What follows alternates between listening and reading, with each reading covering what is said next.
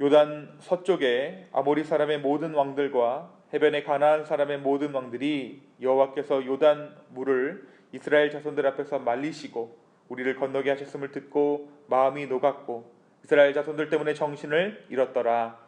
그때 여호와께서 여호수아에게 이르시되 너는 부싯돌로 칼을 만들어 이스라엘 자손들에게 다시 할례를 행하라 하시매 여호수아가 부싯돌로 칼을 만들어 할례산에서 이스라엘 자손들에게 할례를 행하니라.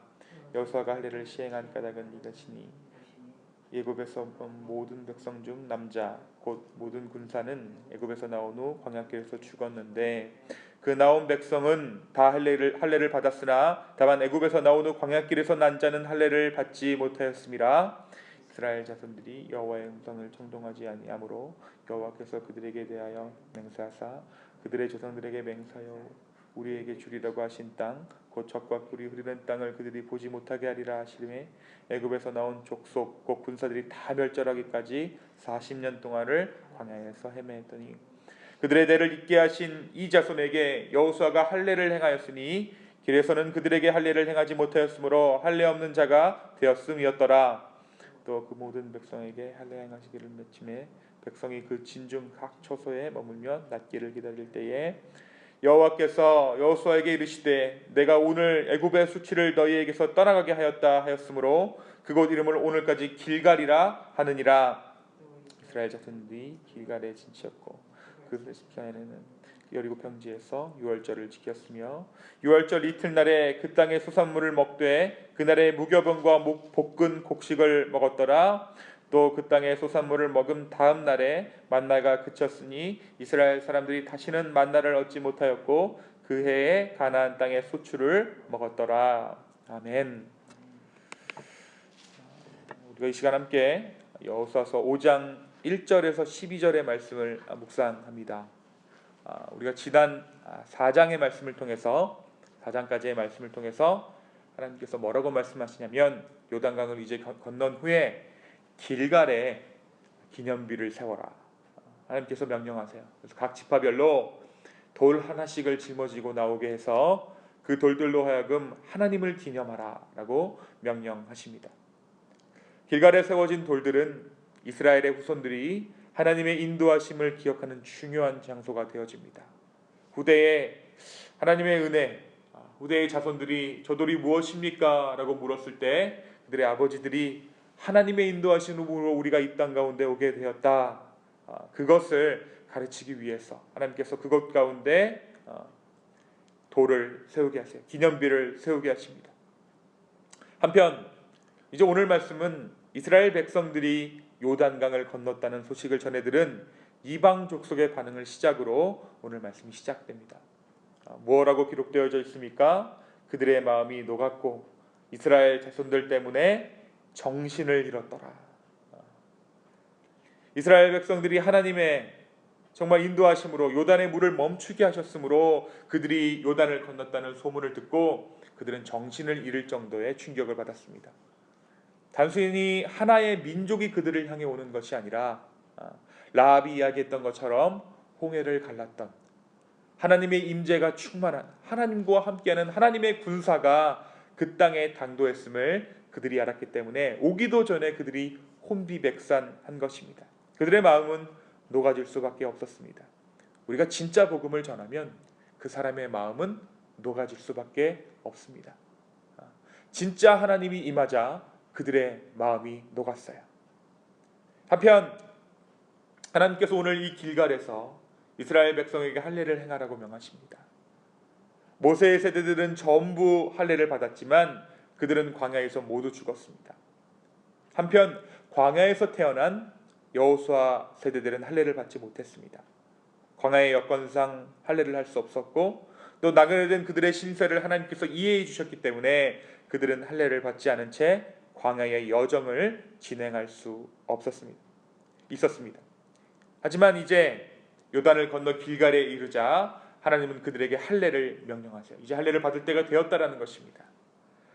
이 할례를 받기 전까지에 하나님께서 딱 정의를 내리신 것이 있어요. 너희가 왜 40년 광야 생활을 했는가? 그것이 바로 4절입니다. 광야길에서 모두 죽게 되었다. 그리고 6절에 보면 여호와의 음성을 청종하지 않아서 너희가 죽었다. 그죠? 애굽에서 나온 족속 다 멸절하기까지 40년 동안을 광야에서 헤매었다.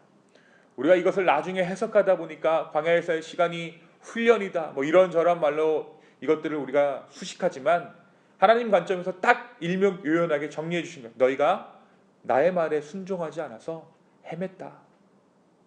하나님께서 내려주신 광야 생활의 정의입니다.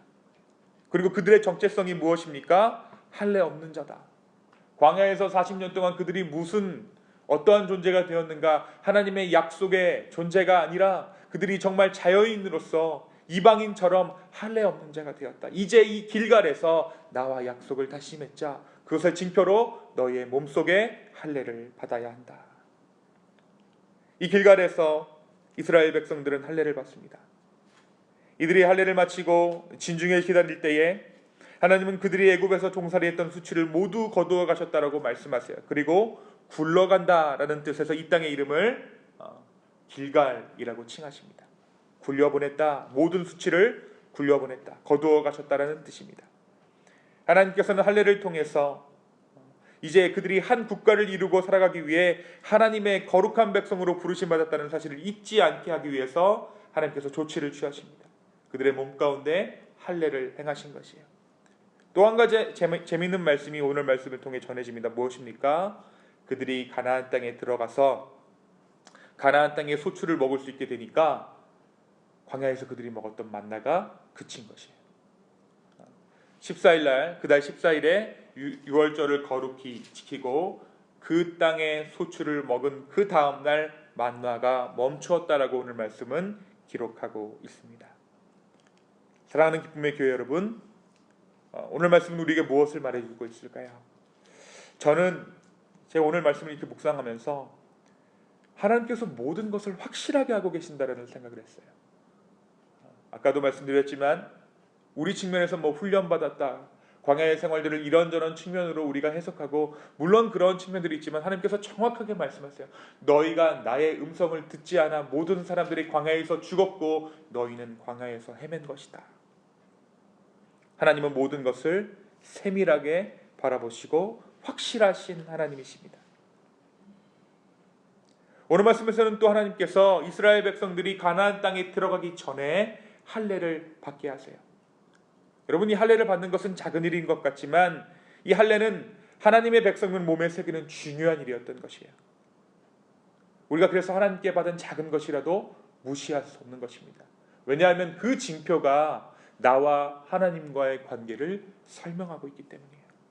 여러분, 우리가 모세가 하나님의 사자에게 죽게 되었을 때 그의 아내 십보라가 아들의 포피를 베어 그 하나님의 사자 앞에 던졌을 때 그 사자가 떠나가죠. 모세가 목숨을 구한 것을 우리가 봅니다. 그런데 정말 신기하게도 광야에서는 하나님께서 이스라엘 백성들이 할례하지 않는 것을 두고 아무런 말씀도 하지 않으세요. 왜 그렇게 하셨을까요? 하나님은 그들을 이해하셨던 거예요. 그들이 광야니까 할례 받을 수 없다라는 것을 하나님께서 이해하시고 헤아리셨던 것입니다. 어찌 보면 작은 일일 수 있는 그 일, 여태까지는 광야였기에 이해해 주셨던 그 일을 주님은 이스라엘 백성들 가운데 행하셨습니다. 우리가 살다 보면 깨닫게 되는 한 가지가 있습니다. 하나님만큼 계산에 정확한 분이 없다는 거예요. 내가 이 사람에게 선을 베푸는 것을 그 사람은 알지 못해도 하나님은 아세요. 다 갚아주세요. 그래서 우리가 하나님 앞에 마음 먹어야 하는 것은 하나님 앞에 딜하려고 하지 않고 하나님 앞에 계산하려 하지 않고 하나님 나의 계산서가 여기 있습니다 라고 뒤밀지 아니하고 은혜를 구해야 하는 것입니다. 왜냐하면 우리가 하나님 앞에 거래했을 때는 우리의 죄값 죽음밖에 나올 것이 없기 때문이에요. 근데 하나님께서 내놓으시는 하나님의 계산서는 무엇이에요? 은혜예요. 예수 그리스도의 보혈입니다. 오늘 우리가 주 앞에서 정말 온전한 마음으로 주님과 관계하게 되어지기를 소망합니다. 그리고 그 신실하신 하나님을 우리가 붙잡고 살아갈 수 있는 오늘 하루 되기를 예수 그리스도의 이름으로 축원합니다. 또 오늘 말씀에서 한 장면이 무엇입니까? 하나님의 세심하심과 정확하심을 보여주는 한 가지 장면, 가나안 땅의 소산을 먹은 그 다음 날 만나가 그쳤다라는 거예요. 하루 전도 아니에요. 먹은 그 당일도 아닙니다. 그들이 유월절을 거룩히 지키고 그 땅의 소산물을 먹자 그 다음날 만나가 그칩니다. 얼마나 정확하세요? 사실 이것은 그들에게 광야 생활이 끝났다, 그와 같은 하나님의 징표였습니다. 이제 광야 생활이 아닌 가나안에서의 정착, 약속한 땅에서의 삶을 시작하라는 하나님의 사인인 것입니다. 사랑하는 여러분, 하나님은 정확하신 하나님이십니다. 우리는 어떤 술수를 떠도 하나님을 속일 수 없습니다. 나는 속여도 내 스스로는 내가 속일 수 있어도 하나님은 속일 수 없어요. 만약 내가 오늘 우리의 삶 가운데 우리가 주의 말씀대로 살며 우리의 이웃을 돌아보는 삶을 산다면 이 실수 없으신 하나님이 얼마나 좋은 하나님이겠어요. 만약 우리가 오늘의 삶 가운데 주의 말씀을 순종하며 살아갈 때 주님은 반드시 우리의 삶 가운데 복 주세요. 속일 수 없는 하나님, 정확하신 주님, 이것이 우리에게 은혜로 다가오기를 소망합니다. 또 광야에서 환례를 받을 수 없는 그들의 형편을 이해하셨던 그 하나님의 마음을 우리가 헤아려 우리의 삶에도 적용하게 되기를 원합니다. 나의 이웃에게, 나의 가족에게, 내 주변에 정말 그들의 상황과 여건들을 배려할 말과 행동이 우리의 삶을 통해 하나님을 전하게 할 것입니다. 사랑하는 기쁨의 교회 여러분, 광야에서 만나로 그들을 먹이셨던 주님은 가나안 땅에 들어가서도 그들의 하나님이 되어주세요. 주님께서 우리의 모든 것들을 책임져 주십니다. 그 하나님께 우리의 모든 것들을 맡겨드리는 정말 하나님의 신실하심을 확인하는 오늘 이 하루 되기를 예수 그리스도의 이름으로 축원합니다. 이 시간 함께 기도하겠습니다. 신실하신 하나님, 그 신실하신 하나님 앞에 오늘 우리가 신실한 하루를 살아내기를 원합니다. 주님, 우리가 주 앞에서 우리의 마음을 온전히 맡겨드리며 성령으로 말미암아 우리의 이웃에게, 우리의 가족에게 하나님의 사랑을 말하고 전하는 그러한 기쁨의 교회 지체들 될 수 있도록 주여 우리를 축복하여 주시옵소서. 주님, 이 하루를 우리 가운데 허락하여 주셔서 감사합니다. 이 모든 말씀 살아계신 예수님의 이름으로 기도하였습니다. 아멘.